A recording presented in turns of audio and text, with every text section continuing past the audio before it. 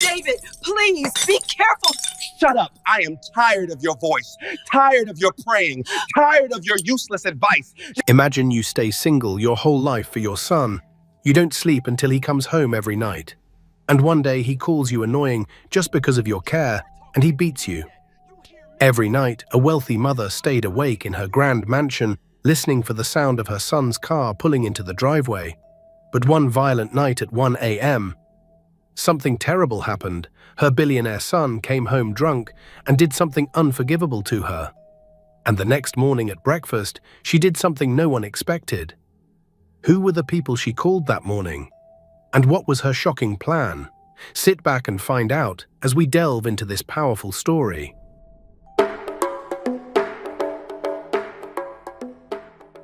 In the heart of Lagos, inside a beautiful mansion surrounded by high gates and security cameras, a woman named Cassandra lived alone with her son. The mansion was big, with marble floors, expensive furniture, and large windows that let in the morning sun. But despite all the beauty, Cassandra's heart was heavy. Cassandra was 65 years old. Her hair was grey, tied neatly in a bun. Her hands were gentle but strong, the kind of hands that had worked hard all her life.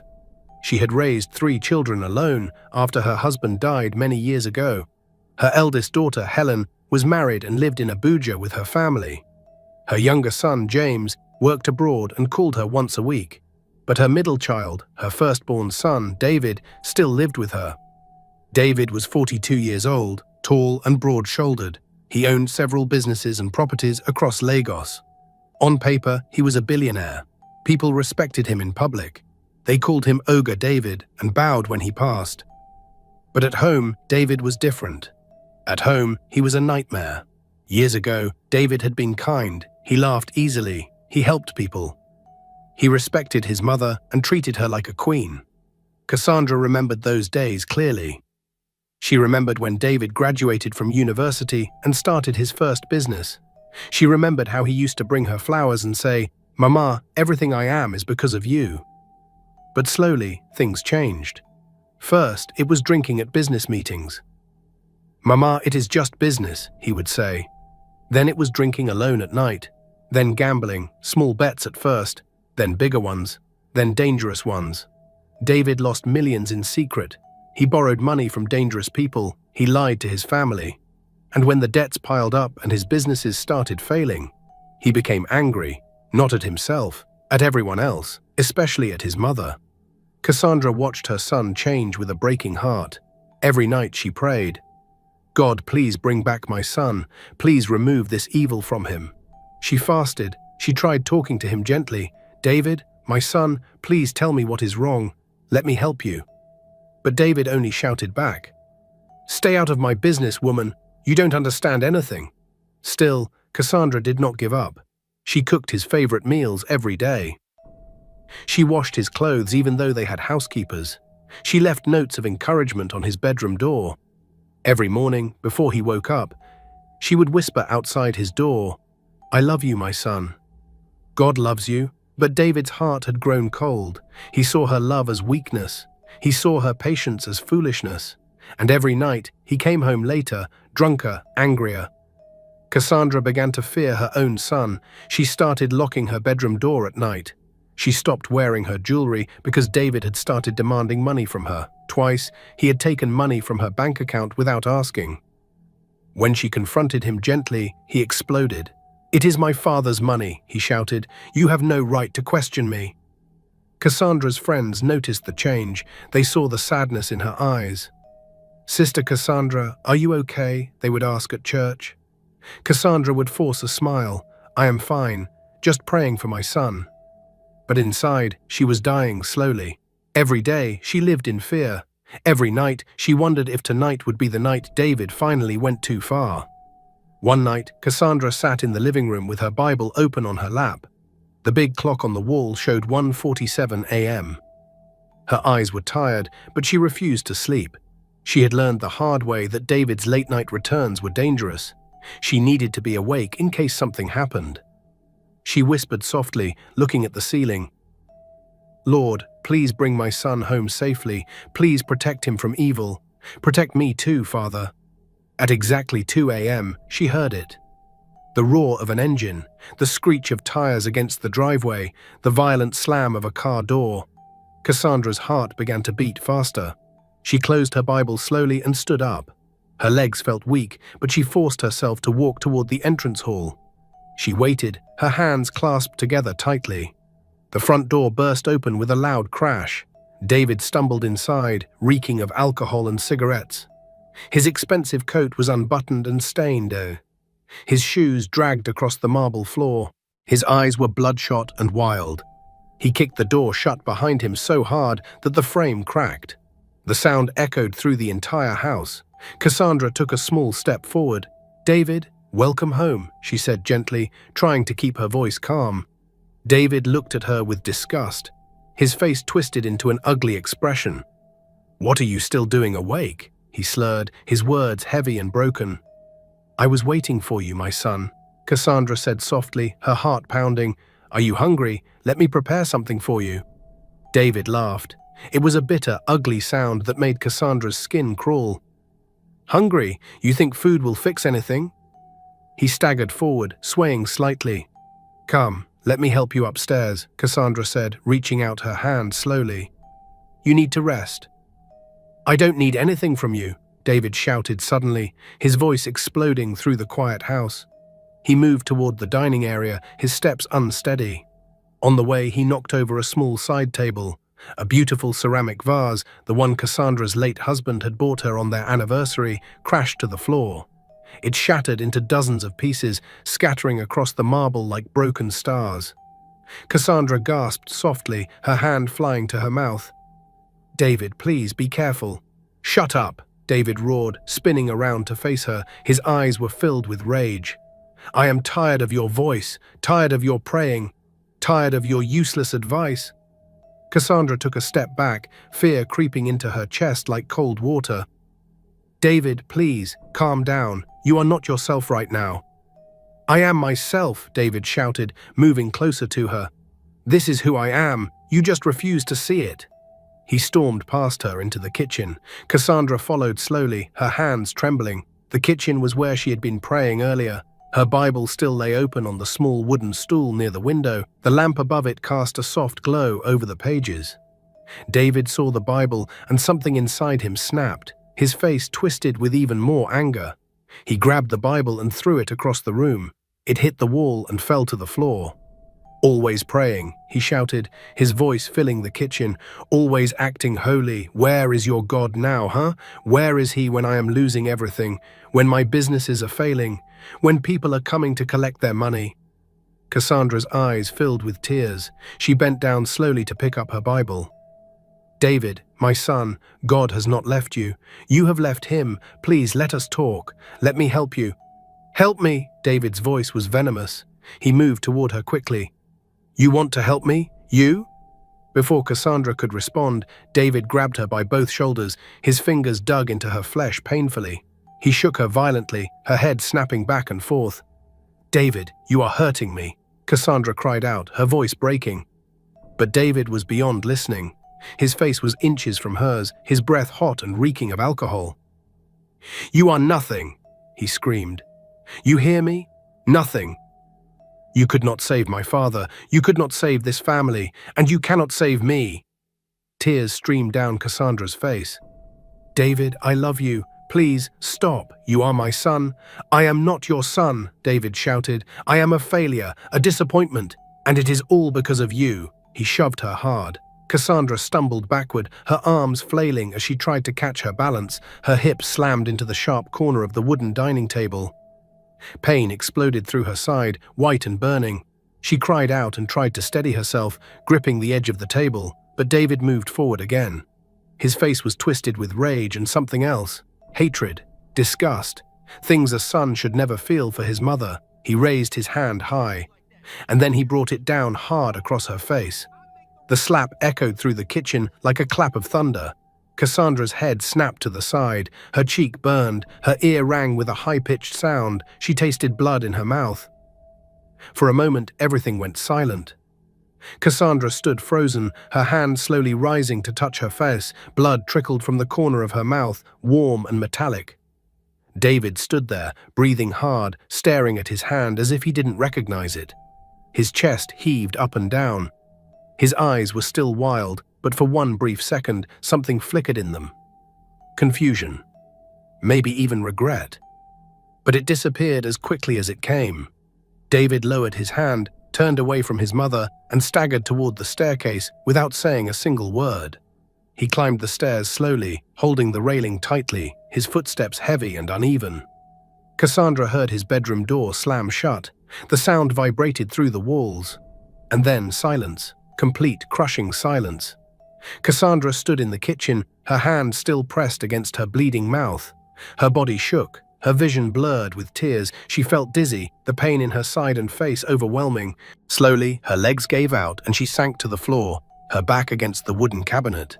She sat there in the darkness, listening to the sound of her own breathing. The house felt cold, empty, and hostile. This was supposed to be her home, her sanctuary. But it had become a prison.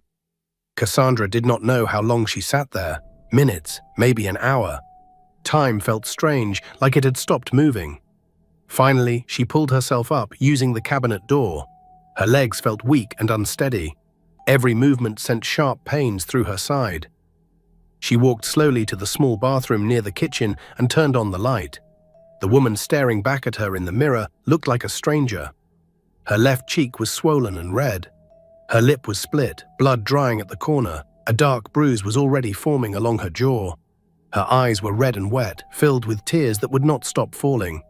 Cassandra touched her face gently, wincing at the pain. She looked at herself for a long time, and then slowly something inside her changed. Her tears stopped, her breathing steadied. Her eyes, once filled with sadness, became clear and sharp. She whispered to her reflection, her voice low and firm, "No more. This will never happen again." Cassandra washed her face carefully, dabbing at the blood with a clean cloth. Then she walked back into the kitchen. She did not go to her bedroom, she did not lie down, she did not hide. Instead, she turned on the light fully. She walked to the cupboard and began taking things out one by one. Flour, sugar, eggs, butter, cocoa powder, vanilla extract, baking powder. She placed everything on the counter slowly and deliberately. Then she turned on the oven and tied her apron around her waist. Cassandra began to bake. Her hands trembled as she cracked the eggs into the bowl. Her side ached with every movement. Her swollen face made it hard to see the measurements clearly. But she did not stop. She mixed the ingredients carefully, beating the batter until it was smooth and rich. She poured it into a round pan and placed it in the oven. The sweet smell of chocolate began to fill the kitchen, warm and familiar. While the cake baked, Cassandra moved to the dining room. She cleaned the table carefully, wiping away every speck of dust. She brought out her best plates, the ones she only used for special occasions. She set out forks, sieves, and napkins. She arranged everything perfectly, as if preparing for an important guest. Then she returned to the kitchen, took the cake out of the oven and let it cool on the counter. The chocolate cake was perfect. Rich, dark, and beautiful. It was David's favorite. The same cake she used to make for him when he was a little boy. The same cake he used to beg her for on his birthdays. Cassandra stared at the cake for a long moment. Then she sat down at the dining table and folded her hands in her lap. She did not sleep. She did not rest. She waited. As the first light of dawn began to creep through the windows, painting the sky in shades of pink and orange, Cassandra picked up her phone.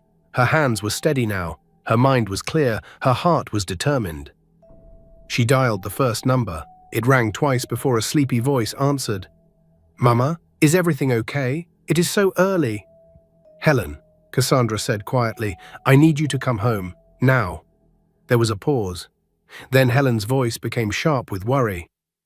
"Mama, what happened? Are you hurt? Is it David?" "Just come," Cassandra said. "Please, I need you here." "I am leaving now," Helen said immediately, her voice filled with urgency. "I will be there in 2 hours. Mama, please be safe." Cassandra hung up and dialed the second number. This time, an elderly man's voice answered, groggy but alert. "Cassandra, is that you? It is not even 6 a.m. yet."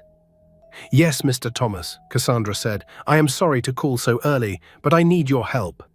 Mr. Thomas was her neighbor from 2 houses down. He was 75 years old, a retired judge, and one of the most respected men in their community. Everyone knew him. Everyone listened to him. His word carried weight. "What is wrong, my dear?" he asked, his voice now filled with concern.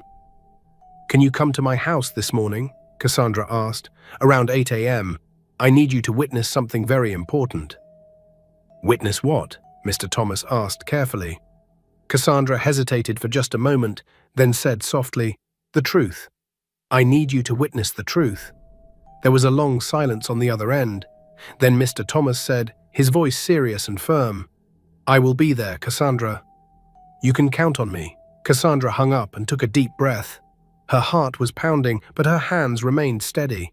She dialed the third and final number. A young man's voice answered immediately, alert and professional. "Officer Daniel speaking. How may I help you?" "Daniel," Cassandra said, "this is Mrs. Cassandra, David's mother." Daniel's tone softened immediately. "Mrs. Cassandra, good morning, Ma. Is everything all right? You sound different." Daniel was 38 years old. He had grown up in the same neighborhood as David. They were childhood friends. They used to play football together in the street, study together for exams, and dream together about their futures. But while David became a billionaire, Daniel chose to serve his country as a police officer. He had watched David's downfall with deep sadness and had tried many times to reach out and help him.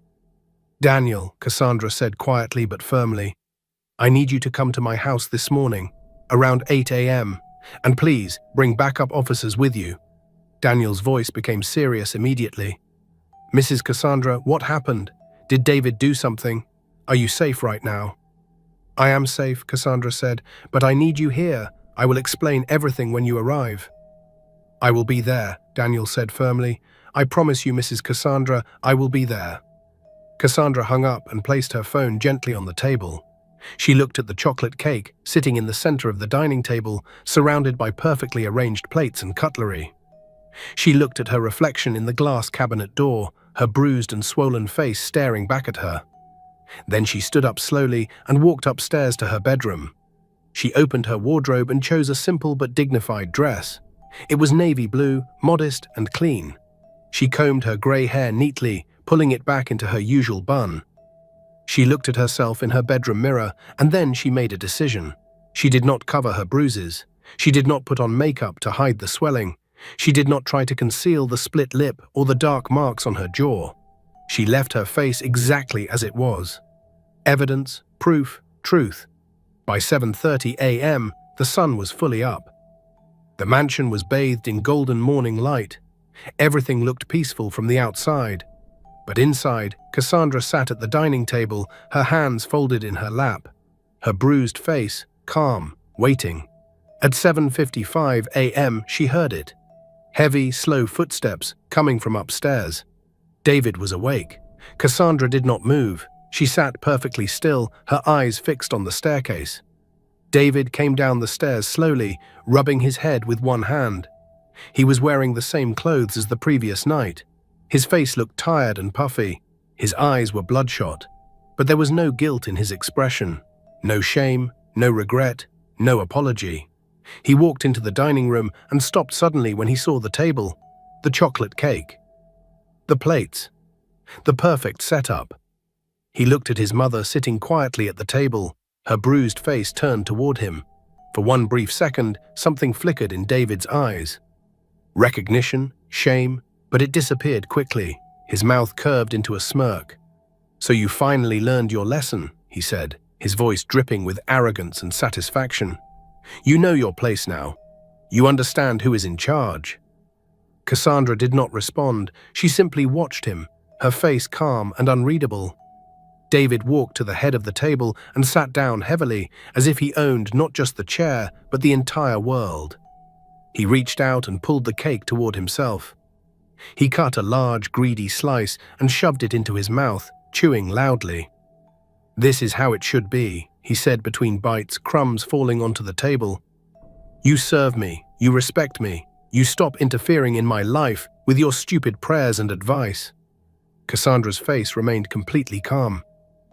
"Would you like some tea?" she asked softly, her voice neutral. David nodded, still chewing. "Yes. Make it hot and strong." Cassandra stood up slowly, moving carefully because of the pain in her side. She walked into the kitchen and began preparing the tea. As the water boiled, she heard a car pull up outside the gates. Then another. Then another. David heard it too. He stopped eating and frowned, looking toward the window. "Who is that? I did not invite anyone." Cassandra returned with the tea and placed it gently in front of him. "We have visitors." David's frown deepened. "Visitors? What are you talking about? I told you never to invite people without asking me first." The doorbell rang, a long, clear sound that echoed through the house. Cassandra walked to the front door and opened it slowly. Standing outside were 3 people. First, Helen, Cassandra's daughter. Her face was filled with worry and fear. When she saw her mother's face, she gasped loudly, her hand flying to her mouth. "Mama!" Tears immediately filled her eyes. Second, Mr. Thomas, the retired judge. He stepped inside with quiet but unmistakable authority. His tall frame, silver hair, and serious eyes filled the entrance with power. He looked at Cassandra's face and his jaw tightened. Third, Officer Daniel, in full uniform, with 2 other officers standing behind him. Daniel's face was hard as stone when he saw Cassandra's bruises. David's smile vanished instantly, his face turned pale. He stood up quickly, his chair scraping loudly and violently against the floor. "What? What is going on here?" he stammered, his eyes darting between the visitors. "Why are police here? Why is everyone here?" Mr. Thomas walked calmly to the head of the dining table and sat down in the chair that David had just abandoned. His presence filled the room with an unspoken, undeniable power. He did not speak yet. He simply looked at David with cold, steady eyes. Helen rushed to her mother's side, her hands trembling as she gently touched Cassandra's swollen cheek. "Mama, who did this to you? Was it David? Did he hurt you?" Cassandra looked at her daughter, then at David. She did not speak yet. She simply stood with quiet dignity. Officer Daniel stepped forward, his face like stone. His voice was firm and professional. "David, sit down." David's eyes went wide. "Daniel, what are you doing? We are friends. We grew up together. Why are you here in uniform? What is happening?" "Sit down," Daniel repeated, his voice harder this time. David sat slowly, his hands gripping the edge of the table so tightly his knuckles turned white. His face was pale. His breath came in short, panicked gasps. Mr. Thomas leaned back in his chair and looked at David with the cold, measuring gaze of a man who had seen thousands of criminals in his courtroom. He let the silence stretch out, heavy and suffocating. Finally, he spoke. His voice was quiet, but carried the weight of absolute authority. "David, do you know why we are all here?" David's mouth opened, but no words came out. He looked like a trapped animal. "Let me tell you," Mr. Thomas continued, "we are here because your mother, a woman who has loved you, raised you, sacrificed everything for you, called us. She called us because last night you came into this house drunk. You destroyed her belongings. You grabbed her, you shook her violently, you threw her into the furniture, and you slapped her across the face." David's face turned red. Sweat began to form on his forehead. That is not... I mean, It was not like that." "It was not like what?" Daniel interrupted, stepping closer. His voice was hard and angry. "Not like assault, not like abuse, not like attacking your own mother?" David looked desperately at his mother. "Mama, tell them it was a mistake. Tell them I did not mean it. Tell them I was just drunk. I was not in my right mind." Cassandra finally spoke. Her voice was soft, but it cut through the room like a sharp, clean blade. "It was not a mistake." David froze, his mouth hung open. Cassandra stood up slowly, wincing slightly from the pain in her side. Her bruised face was calm, strong, and filled with quiet power. "It was not a mistake, David, because this is not the first time." Helen covered her mouth with both hands, tears streaming down her face. Cassandra continued, her voice steady and clear. "For 2 years you have been drinking, gambling, losing money, coming home angry, shouting at me. breaking things in this house, threatening me, taking money from my account without asking, and I stayed silent. I prayed, I fasted, I hoped you would change. David opened his mouth to speak, but Cassandra raised her hand gently but firmly. Last night, she said, you crossed a line that can never be uncrossed. You put your hands on me. You looked me in the eyes, your own mother, and you hurt me. You made me bleed, and then you went to bed as if nothing happened, as if I was nothing. David's eyes filled with tears. His voice cracked. Mama, I was drunk. I did not know what I was doing. I was not thinking clearly. You knew, Cassandra said quietly, her voice filled with pain but also with strength. You knew exactly what you were doing, and you chose to do it anyway. Officer Daniel pulled out a small black notebook from his pocket. His voice became official and cold. Mrs. Cassandra, before we proceed, I need to ask you officially, for the record, do you want to press charges against your son? The room fell completely silent. Everyone held their breath. Helen looked at her mother with wide, tearful eyes. Mr. Thomas watched carefully. David's face was frozen in shock and fear. Cassandra looked at David for a long, painful moment. She saw the little boy he used to be, the young man who used to bring her flowers, the son who used to make her laugh, but she also saw the monster he had become, the man who had hurt her, the man who had made her afraid in her own home. Finally, she nodded slowly.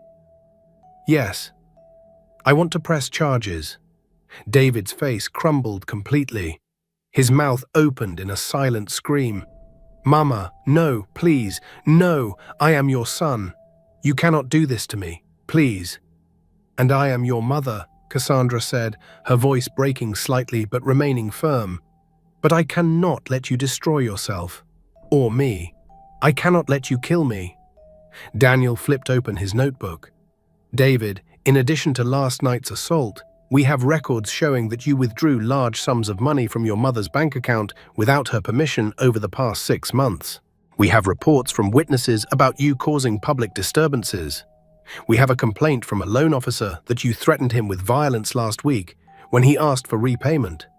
David's hands shook violently on the table. I was going to pay it all back. I just needed more time. I was working on a deal. Everything was going to be fine. I just needed one more chance. You needed help, Cassandra interrupted, but you refused it. Every time I tried to talk to you, you shouted at me. Every time I suggested counseling, you laughed. Every time I begged you to stop drinking and gambling, you told me to mind my own business. You refused to listen. You refused to stop. You refused to get help. And now, my son, I must do what I should have done a long time ago. Mr. Thomas stood up slowly, his tall frame casting a long shadow across the table. David, your mother has shown you more mercy than you deserve. She could have let you continue on this path until you completely destroyed yourself. She could have abandoned you the way you have abandoned your responsibilities and your dignity, but instead, she is choosing to save you. Even now, even after everything you have done, she is trying to save you. David looked at his mother, pure panic filling his bloodshot eyes, tears streamed down his face. His voice came out in broken sobs. Mama, please, I am begging you, just one more chance. I will change. I promise you, I will stop drinking. I will stop gambling. I will never ever touch you again. I swear on my father's grave. Please, Mama, please. Cassandra's eyes filled with tears, but her voice remained steady and firm. You have said that before, David, many, many times. But every promise was broken the next day. Every oath was forgotten the moment you picked up another drink. Officer Daniel took out a pair of handcuffs from his belt. The metal clinked softly in the silent room. David, stand up. David stood slowly, his whole body shaking. His legs looked like they might give out at any moment. Mama, please, do not let them do this. I am your son, your firstborn. Please. Cassandra walked closer to him, moving slowly and carefully. She stopped right in front of him. She reached out and touched his cheek gently with her bruised hand. I love you, David, she whispered, tears rolling down her face. I have always loved you, from the moment I held you as a baby until this very moment. But love does not mean I let you kill me. Love does not mean I stand here and watch you destroy yourself piece by piece. Love does not mean I allow you to turn into a monster." David broke down completely. He fell to his knees right there in the dining room, his whole body shaking with violent sobs. "Mama, I am sorry. I am so sorry. Please forgive me. Please." Cassandra knelt down slowly beside him, gasping slightly from the pain in her bruised side. She held his face in both her hands. "I forgive you, my son. I forgive you, but forgiveness does not erase consequences. Forgiveness does not mean I pretend last night did not happen. Forgiveness does not mean everything goes back to the way it was." Daniel stepped forward and gently pulled David to his feet. With practiced, professional movements, he turned David around and placed the handcuffs on his wrists behind his back. The clicking sound of the cuffs locking echoed through the house. Helen hugged her mother tightly, both of them crying together, holding each other up. As the officers began to lead David toward the door, he looked back one last time. His face was wet with tears. His eyes were red and desperate. "Mama." Cassandra stood tall, despite the pain in her body and the bruises on her face. Her voice was filled with both pain and incredible strength. "I will be here, David, when you are ready to become the man I raised you to be. When you are ready to face the truth and get real help. I will be here, but I will never again let you hurt me." The door closed behind them. The sound of cars starting filled the air outside. And then silence. The house fell completely quiet. Cassandra sank slowly into a chair, her body finally giving in to exhaustion. Every muscle ached, every breath hurt. But her heart, for the first time in 2 years, felt lighter. Helen sat beside her, holding her hand tightly. "Mama, you did the right thing. You saved his life and yours." Mr. Thomas placed a gentle hand on Cassandra's shoulder. "Cassandra, you are one of the bravest women I have ever known. What you did today took more courage than anything I have seen in all my years." Cassandra nodded slowly, tears streaming down her face, but her expression peaceful. "I know, but it still hurts. It hurts so much." "It will hurt for a while," Mr. Thomas said kindly. "Healing always hurts before it helps. But you made the right choice. You chose life, for both of you." The days that followed were the hardest Cassandra had ever experienced. The mansion felt emptier than ever before. Every room reminded her of David, his childhood laughter, his teenage dreams, his adult destruction. Helen refused to leave her mother's side for the first 2 weeks. She moved into one of the guest rooms and became Cassandra's constant companion and protector. Together, they made changes to the house. They installed new, stronger locks on all the doors and windows. They set up security cameras at every entrance. Helen hired a private security guard to watch the gates 24 hours a day. "You will never be unsafe again, Mama," Helen said firmly, her voice filled with determination. "Never again."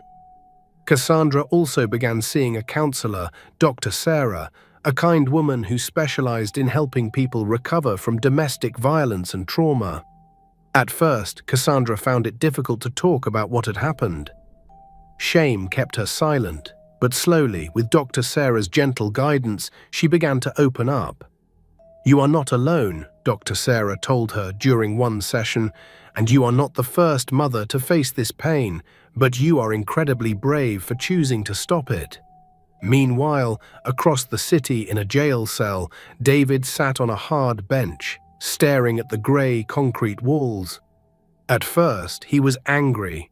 He cursed everyone: his mother, the police, Mr. Thomas, the system, life itself. "How could she do this to me?" he muttered to himself over and over. Her own son, how could she? But slowly, as the days passed and the alcohol left his system completely, something began to change. His mind began to clear. The fog of addiction and rage began to lift. He remembered things he had tried to forget.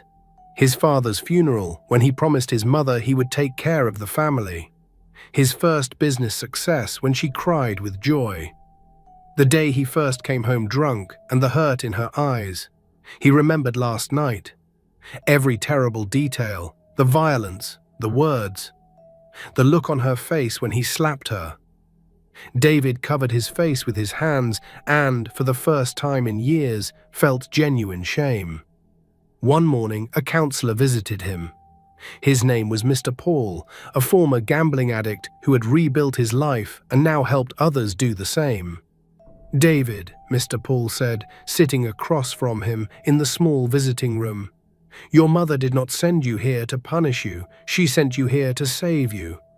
David looked up, his eyes red and hollow. "I hurt her?" "Yes," Mr. Paul said simply. "You did, but you can still heal, if you choose to." Over the next several weeks, David entered a mandatory rehabilitation program. He attended therapy sessions 3 times a week. He joined support groups for gambling addicts and alcoholics. He listened to other people's stories and finally began to face his own. It was painful. It was humiliating. It was the hardest thing he had ever done. But slowly, very slowly, David began to understand the depth of what he had become. He wrote letters. Dozens of them. Most of them he threw away, ashamed of his own words.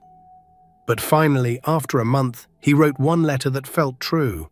One letter that came from somewhere deep inside him that was still human. He sent it to his mother. Cassandra was sitting on her balcony one afternoon when Helen brought her the mail. "Mama, this is from David." Cassandra's hands trembled as she took the envelope. For a long moment, she just held it, staring at her son's handwriting. Then slowly, she opened it. Inside was a single page, written carefully in David's familiar script. "Mama, I do not know if you will read this. I do not know if I deserve for you to read it, but I need to say these things, even if you never respond. I am sorry. Those words feel too small for what I did, but they are all I have. I am sorry for every cruel word, every raised hand, every moment I made you afraid in your own home. I am sorry for the man I became. I was not your son that night. I was a stranger, a monster wearing your son's face. And I hate him.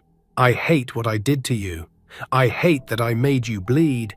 I hate that I made you choose between loving me and protecting yourself.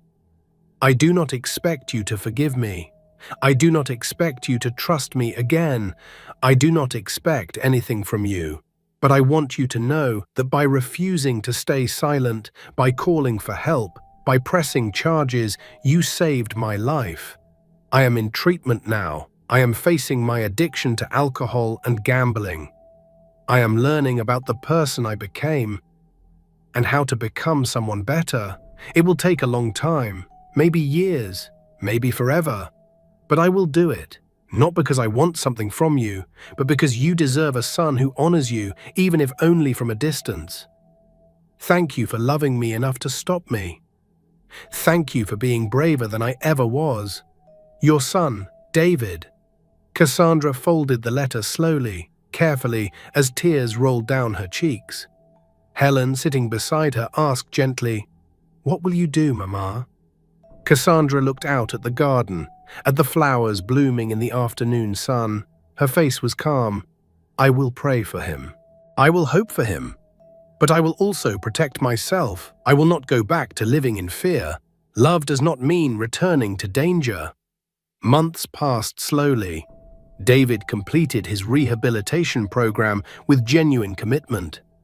He was released under strict supervision. He found a small job as a warehouse clerk, nothing like his old billionaire lifestyle, but honest work that kept him busy and grounded. He attended counseling every week without fail. He went to support group meetings every evening. He stayed completely sober.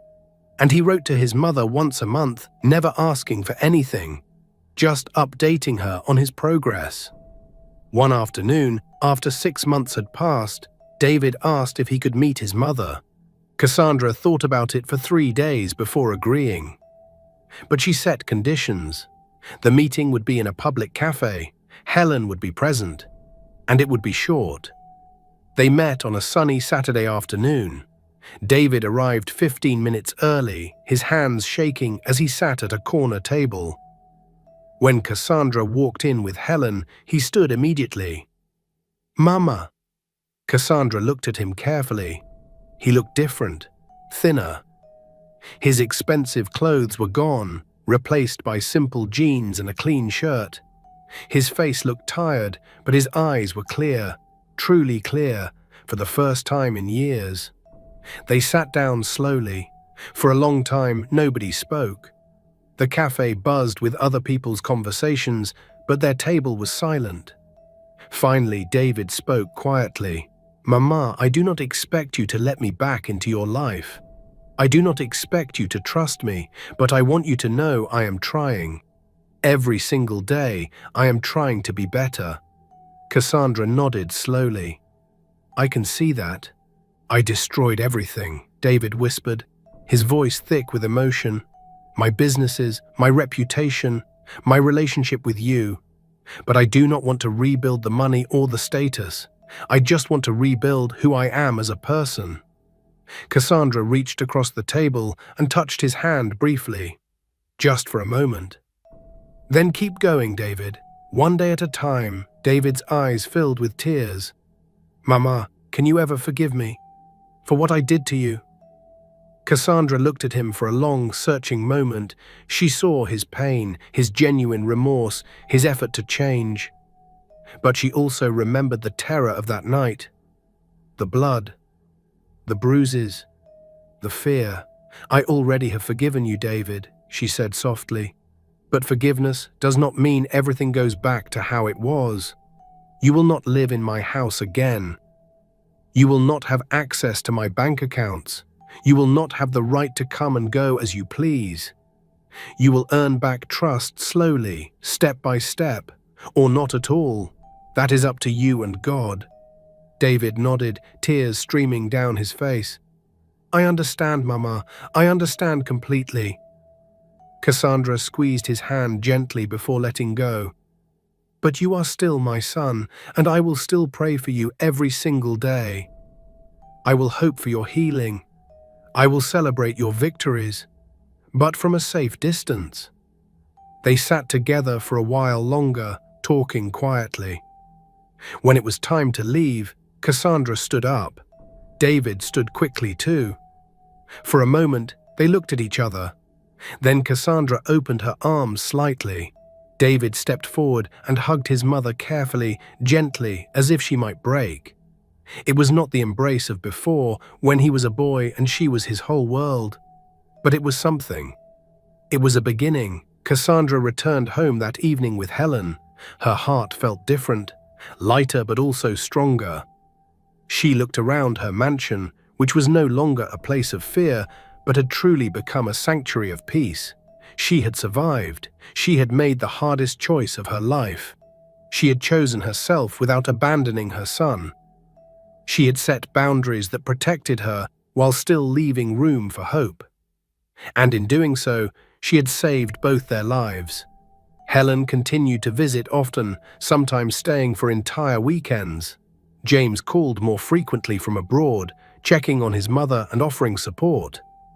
Cassandra began attending church again with joy instead of desperation. She volunteered at a women's shelter, helping other mothers who were facing abuse. She laughed with her friends. She planted new flowers in her garden. Her bruises faded completely. Her body healed. Her spirit grew stronger.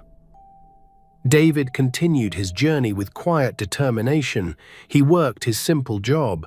He attended every meeting. He stayed sober. He saved his money carefully and eventually paid back some of the debts he owed. He sent his mother letters regularly, always respectful, never demanding. Once a month, they met for a brief coffee. Sometimes they talked. Sometimes they just sat together in silence. Cassandra never returned to the mansion while he was there. She never gave him a key. She never relaxed her boundaries. But she also never stopped being his mother. She never stopped hoping. She never stopped praying that one day the son she raised would fully return. One evening, 2 years after that terrible night, Cassandra sat on her balcony watching the sunset. The sky was painted in brilliant shades of orange, pink, and purple. The city lights began to twinkle in the distance. A warm breeze touched her face. She closed her eyes and whispered, "Thank you, God. Thank you for giving me the courage to stand. Thank you for giving me the strength to love without losing myself. Thank you for saving both of us." And in that quiet moment, Cassandra understood something profound. She had not lost her son by calling the police that morning. She had saved him. She had refused to let him destroy both their lives. She had loved him enough to let consequences teach him what her words and prayers could not. She had learned that real love is not silent in the face of harm. That forgiveness does not mean forgetting or pretending. That being a mother does not mean sacrificing her own life on the altar of her child's choices. Cassandra had found something many people search for their whole lives. She had found the courage to save herself. And in doing so, she had created space for real healing, real change, and real redemption. The mansion stood tall and beautiful in the evening light. Inside, Cassandra was finally, truly at peace. This story reminds us of something powerful and true. Love is not silent when it sees destruction. Forgiveness does not erase consequences. And sometimes the greatest act of love is saying firmly, clearly, with all your heart, no more. Cassandra's courage did not destroy her family. It rebuilt it on a foundation of truth, boundaries, and genuine love. She proved that a mother can love her child fiercely while also refusing to be destroyed by him. She showed that saving yourself is not selfishness, it is wisdom. My dear viewers, what do you think about this powerful story? Did Cassandra make the right choice? How would you have handled this situation? Please share your thoughts in the comments section. I would love to read from you. And guess what? The day after tomorrow, I will upload another very touching story. So make sure you subscribe to my channel and turn on your notification bell so you will be notified immediately the story drops. If you enjoyed this story, please hit the like button and share it with your friends. Thank you so much for watching.